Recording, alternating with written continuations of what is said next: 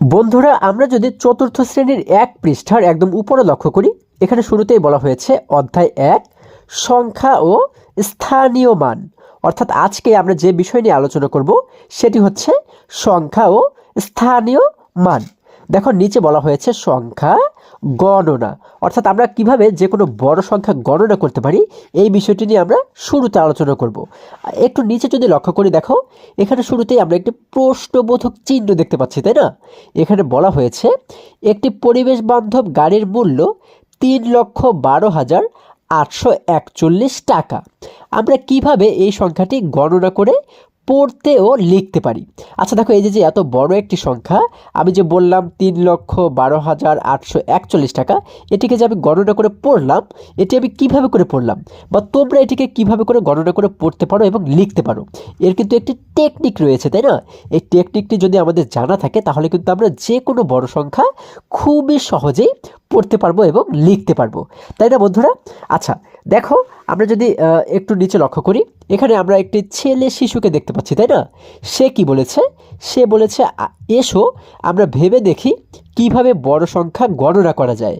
আচ্ছা, এবার যে ডান পাশে আমরা যে মেয়ে শিশুটিকে দেখতে পাচ্ছি, দেখো সে কি বলেছে? সে বলেছে আমরা তৃতীয় শ্রেণীর মতোই স্থানীয় মান ব্যবহার করে গণনা করে পড়তে ও লিখতে পারি। আচ্ছা, তৃতীয় শ্রেণীতে কিন্তু আমরা স্থানীয় মান ব্যবহার করে কিভাবে যে কোনো বড় সংখ্যা পড়তে হয় এবং লিখতে হয় সেটি শিখেছি, তাই না? তাহলে সেই তৃতীয় শ্রেণীর মতো করেই কিন্তু আমরা এটিকেও পড়তে পারি ও লিখতে পারি। চলো আমরা গাড়ির মূল্য পড়ি ও লিখি। আচ্ছা, গাড়ির যে মূল্যটা দেওয়া রয়েছে এটিকে আমরা কিভাবে করে এখন পড়তে পারি দেখো। আচ্ছা, আমরা একটু নিচে যদি লক্ষ্য করি, দেখো এখানে কিন্তু একটি ছক দেওয়া রয়েছে, তাই না? এবং এখানে লেখা রয়েছে স্থানের নাম। অর্থাৎ এই যে গাড়ির মূল্যটা আমাদের দেওয়া রয়েছে, এই গাড়ির মূল্যটা কিন্তু এই দেখো সেই একই সংখ্যাটা এইখানে আমরা দেখতে পাচ্ছি, তাই না? আচ্ছা, এবং এই যে ৩, ১, ২, ৮, ৪, ১, এই প্রত্যেকটি যে আমরা এক একটি যে সংখ্যা আমরা দেখতে পাচ্ছি বা এক একটি অঙ্ক দেখতে পাচ্ছি, এর কিন্তু এক একটি স্থানীয় মান রয়েছে। যেমন তিন তিন যে জায়গাতে বসে আছে, হ্যাঁ, তিনের কিন্তু একটা স্থানীয় মান রয়েছে। তারপরে এই যে এক আমরা দেখতে পাচ্ছি, একের কিন্তু একটা স্থানীয় মান রয়েছে, ঠিক আছে? আবার এই যে ২, ৮, ৪, ১, অর্থাৎ এই প্রত্যেকটি অঙ্কেরই কিন্তু এক একটি করে স্থানীয় মান রয়েছে। এই স্থানের নাম এবং স্থানীয় মান যদি আমরা বুঝতে পারি তাহলে কিন্তু আমরা যে কোনো বড় সংখ্যা থেকে বুঝতে পারবো যে এই সংখ্যাটি কত। যেমন দেখো একদম শেষে মানে ডান পাশ থেকে আমাদের এই স্থানীয় মানটা কিন্তু গণনা করে করে বাঁ দিকে যেতে হয়, ঠিক আছে? ডান পাশে যে থাকে একদম শেষে তাকে বলা হয় হচ্ছে একক, ঠিক আছে? এটিকে বলা হয় একক। তার একদম ডান পাশে যে থাকে তাকে বলা হয় একক, তার আগে যে থাকে তাকে বলা হয় দশক, তার আগে যে থাকে তাকে বলা হয় শতক, তার আগে যে থাকে তাকে বলা হয় হাজার, তার আগে যে তাকে বলা হয় অযুত, এবং তার আগে যে থাকে তাকে বলা হয় লক্ষ। আচ্ছা, তাহলে আমরা এটিকে কিন্তু একদম মুখস্থ করে ফেলবো, ঠিক আছে? আমরা কিভাবে মুখস্থ করব? একক, দশক, শতক, হাজার, অযুত, লক্ষ। আবার যদি আমরা পড়ি, দেখো একক, দশক, শতক, হাজার, অযুত, লক্ষ। আমাদের এইভাবে করে কিন্তু এটিকে মুখস্থ রাখতে হবে, ঠিক আছে? আচ্ছা, তাহলে এই যে এক একটা স্থানীয় মান, হ্যাঁ, এই মান অনুসারে সাজালে আমরা এবারে কিভাবে করে বুঝতে পারি যে এই সংখ্যাটি কত? দেখো আমরা এই যে এক রয়েছে, এককে কিন্তু বলতে পারি এক একক, এককে কিন্তু আমরা বলতে পারি এক একক। আবার চার যেহেতু দশক স্থানে রয়েছে, তাই না? তার চারকে বলতে পারি হচ্ছে চার দশক, বা এই চার এবং এক এই দুটি মিলে কিন্তু হয়ে যায় ৪১, ঠিক আছে? এই দুটি মিলে হয়ে যায় ৪১। চার দশক এক একক এই দুটি মিলে হয় ৪১। এই দেখো নিচে বলা হয়েছে ৪১। এরপরে এই আট হচ্ছে, আটের স্থানীয় মান কি? শতক, তাই না? শতক মানে কিন্তু অর্থাৎ ৮০০, ৮শত, ঠিক আছে? তাহলে এই পর্যন্ত ৮ থেকে এই পর্যন্ত আমরা কত বলতে পারি? ৮৪১। যেহেতু এটি শতকের ঘরে রয়েছে তার মানে ৮৪১। এরপরে দেখো শতকের আগে রয়েছে কে? হাজার, তার মানে হাজারের ঘরে রয়েছে কে? ২, তাই না? তাহলে এই ২ কিন্তু হাজার, অর্থাৎ এটিকে কিন্তু আমরা বলতে পারি ২০০০। তাহলে এইখান থেকে এই পর্যন্ত আমরা কত বলতে পারি? ২৮০১ 41 কি বলতে পারি?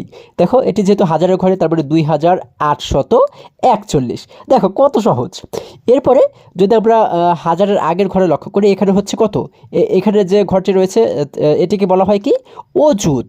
আচ্ছা, অযুতের ঘরে রয়েছে 1, কিন্তু আমরা কিন্তু এটিকে বলবো না 1 অযুত, এইভাবে করে কিন্তু বলতে হয় না, ঠিক আছে?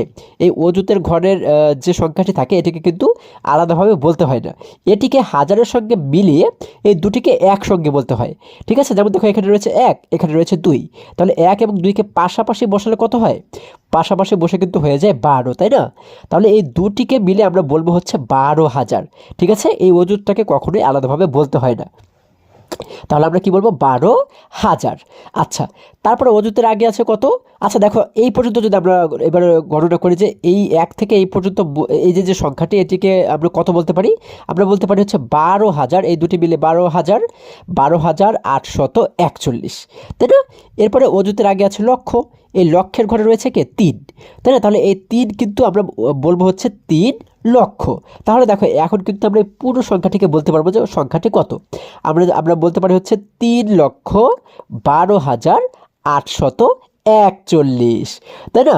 দেখো কত সহজে আমরা কিন্তু এবার এই এত বড় সংখ্যাটিকে গণনা করে বের করে ফেললাম যে এই সংখ্যাটি কত, তাই না? আচ্ছা, এবারে এই স্থানীয় মান সম্পর্কে তোমরা আরও ভালো বুঝবে যখন আমরা এই নিচে এইখানে লক্ষ্য করবো। দেখো এখানে বলা হয়েছে আমরা 3,12,841 সংখ্যাটি পড়ি, 3,12,841। আচ্ছা, এই সংখ্যাটিকে আমরা কিভাবে করে পড়বো? 3,12,841। আচ্ছা, এখন এই 3,12,841কে কিন্তু আমরা এখানে লিখলাম, তাই না? এবারে প্রত্যেকের স্থানীয় মান অনুযায়ী দেখো আমরা এখানে যদি ভেঙে লিখি, যেমন 1, অর্থাৎ এই ডান পাশে যে থাকে তাকে কি বলা হয়? তাকে কিন্তু বলা হয় একক, তাই না? দেখো এই 1 হচ্ছে একক, আমরা এখানে লিখলাম 1 একক।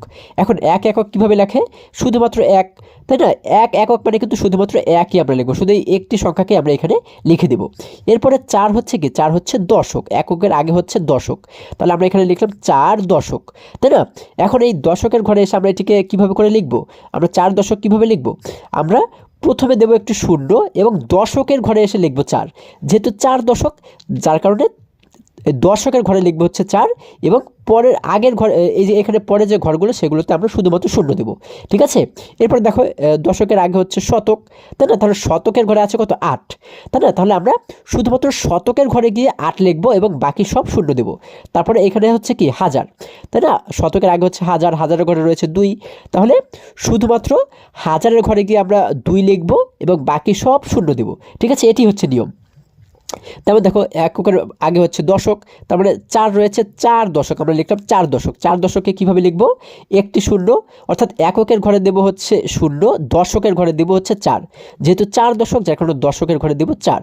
এরপর হচ্ছে দশকের আগে হচ্ছে শতক, এখানে রয়েছে 8, তাহলে 8কে বলতে পারি আমরা 8 শতক, তাই না? তাহলে 8 শতক কীভাবে লিখবো? এককের ঘরে একটি শূন্য, দশকের ঘরে শূন্য, শতকের ঘরে লিখবো হচ্ছে 8, তাই না? যেহেতু 8 শতক যার কারণে শতকের ঘরে লিখবো 8।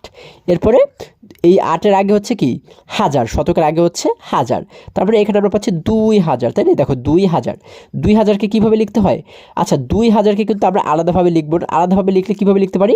দেখো আমরা এককের ঘরে একটি শূন্য দেবো, দশকের ঘরে শূন্য, তারপর হচ্ছে শতকের ঘরে শূন্য, হাজারের ঘরে লিখবো হচ্ছে 2, তাই না? যেহেতু 2000 এই জন্য হাজারের ঘরে লিখবো 2, আর বাকি সব কিন্তু শূন্য দেবো। আচ্ছা, এরপরে 1 হচ্ছে কি অযুত, তাই না? 1 অযুত আমরা কিন্তু এর আগে শিখেছি যে এই 1 অযুতকে আলাদাভাবে লিখতে হয় না, তাই না? আচ্ছা, আমরা এই 1 অযুতকে যদি আলাদাভাবে লিখতেও যাই তাহলে কত হয়? দেখো এই দেখো এখানে আমরা এককের ঘরে শূন্য দিলাম, দশকের ঘরে শূন্য, শতকের ঘরে শূন্য, হাজারের ঘরে শূন্য, অযুতের ঘরে এসে একটি 1 দিলাম, যেহেতু 1 অযুত যার কারণে অযুতের ঘরে আমরা লিখবো 1 অযুত। যদি এখানে 5 অযুত থাকতো তাহলে কিন্তু এই 1-এর জায়গাতে আমরা লিখতাম 5, ঠিক আছে? এখানে যে সংখ্যাটি থাকবে আমরা কিন্তু অযুতের ঘরে সেই সংখ্যাটিকে লিখে দেবো। আচ্ছা, এখানে হয়ে গেল 1 অযুত, কিন্তু 1 অযুত যেহেতু আমরা আলাদাভাবে উল্লেখ করি না, মানে বলি না, যার কারণে আমরা কি করব?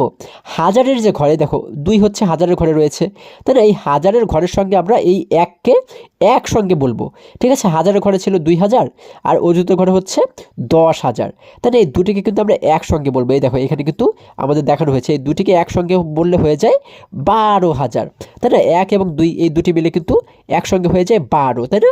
তাহলে আমরা এই দুটিকে বলতে পারি 12,000। এখানে কিন্তু সেটি আমাদের দেখানো হয়েছে। এরপরে অযুতের আগে রয়েছে লক্ষ, তাই না? এই 3-এর মান হচ্ছে কি, স্থানীয় মান হচ্ছে লক্ষ। তাহলে আমরা এখানে লিখতে পারি 3 লক্ষ। এখন এই 3 লক্ষকে কীভাবে করে লিখব? আমরা শুধুমাত্র লক্ষর জায়গাতে 3 দেবো, বাকি সব শূন্য দেবো, তাই না? দেখো, এককের ঘরে শূন্য, দশকের ঘরে শূন্য, শতকের ঘরে শূন্য, হাজারের ঘরে শূন্য, অযুতের ঘরে শূন্য এবং লক্ষের ঘরে কিন্তু আমরা 3 দেবো, যেহেতু 3 লক্ষ, যার কারণে লক্ষর ঘরে এসে আমরা 3 দিয়ে দেবো। দেখো, এইভাবে করে কিন্তু আমরা স্থানীয় মানের সাহায্যে যে কোনো বড় সংখ্যাকে আমরা বলতে পারি এবং পড়তে পারি, তাই না? বন্ধুরা, আজকে আমাদের এই পর্যন্তই। আশা করি আজকের প্রত্যেকটি অঙ্ক তোমরা খুবই সহজে এবং খুবই মজায় মজায় শিখতে পেরেছো। আবারও দেখা হবে পরবর্তী ভিডিওতে। আর হ্যাঁ, তোমরা যদি আমার চ্যানেলে নতুন হয়ে থাকো তাহলে এখনই চ্যানেলটি সাবস্ক্রাইব করে পাশে থাকো, যেন আমার যে কোনো ভিডিও আপলোড করার সাথে সাথে খুব সহজে তোমরা সেটি পেতে পারো। সকলে ভালো থাকো, সুস্থ সবল থাকো, এই কামনা করে শেষ করছি। ধন্যবাদ সকলকে।